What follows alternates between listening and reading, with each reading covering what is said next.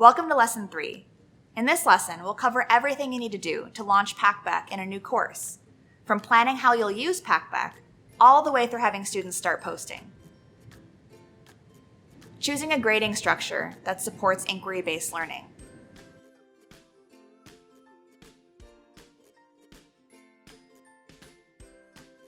Instructors using Packback assign a portion of their final course grade to students' participation on Packback. When designing your grading structure, there are 4 components to consider. The first is grade allocation. By working with thousands of instructors and observing the results of different grading structures, we've developed the recommendation of a minimum of 10% of the final course grade being allocated to discussion on Packback.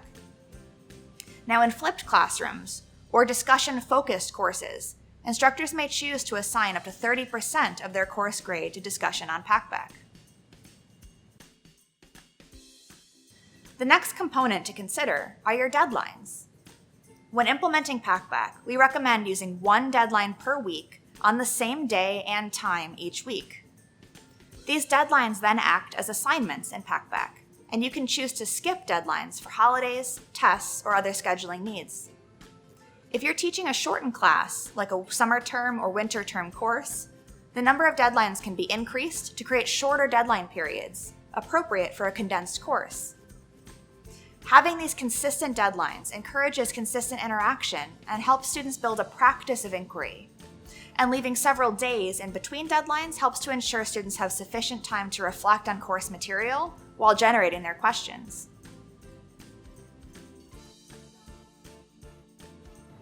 The third component to consider are your posting requirements. Within each deadline period, we recommend requiring students to post at least 1 question and respond to 2 peers' questions.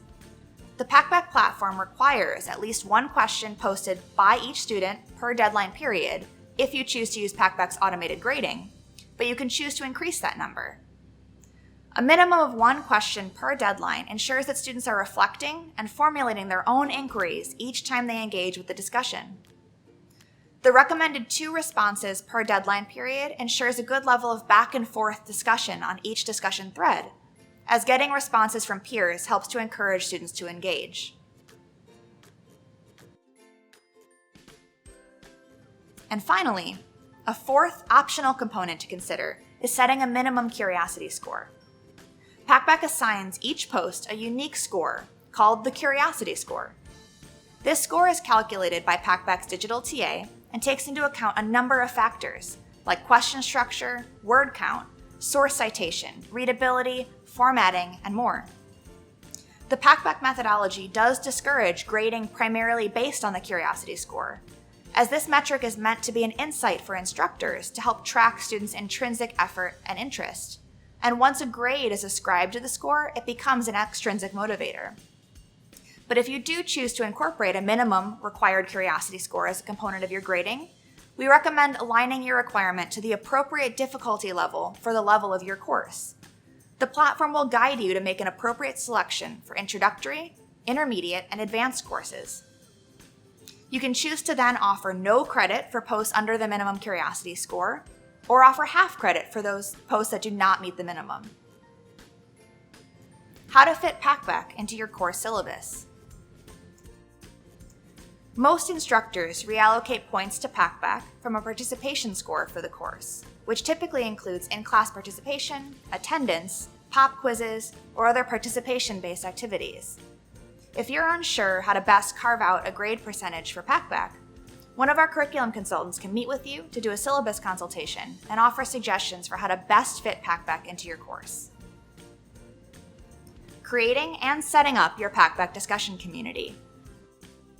There are 2 ways that discussion communities can be created on Packback, either by manually going to the Packback website or by launching Packback from a new course in your learning management system via our integration.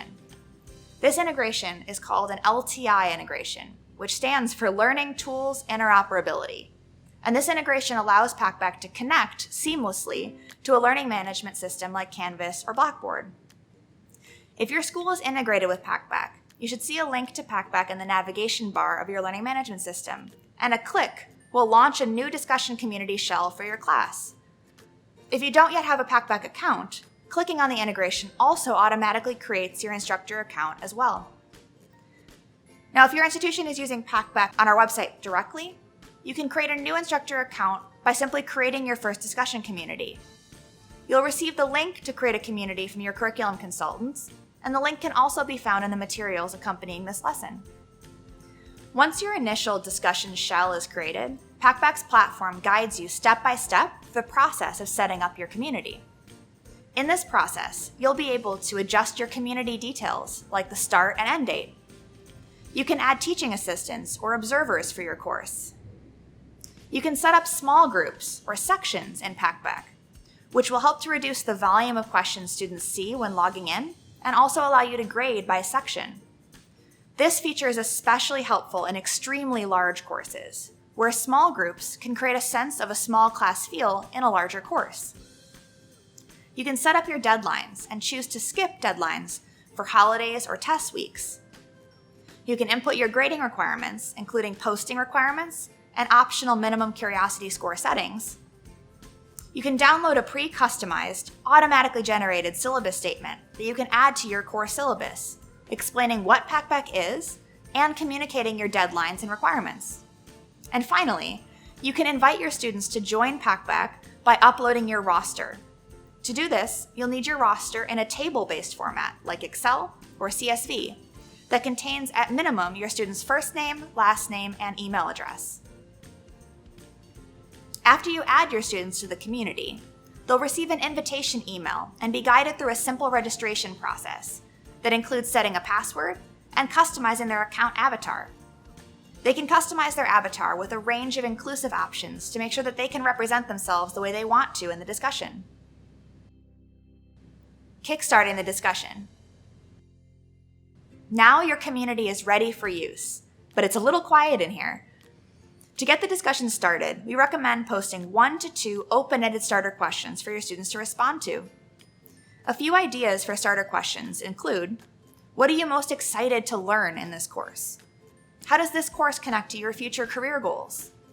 What is your level of familiarity with this subject coming into the course? When posting these starter questions, be sure to model the behaviors that you want your students to replicate. For example, include a description elaborating on your question, and perhaps include a supplemental resource. And be sure to keep your question open-ended to allow for a variety of responses. After posting these starter questions, all you need to do now is wait for your students to log in and begin to post their own curious questions. In the next lesson, we'll discuss how you can engage as an instructor throughout the term to maintain high engagement.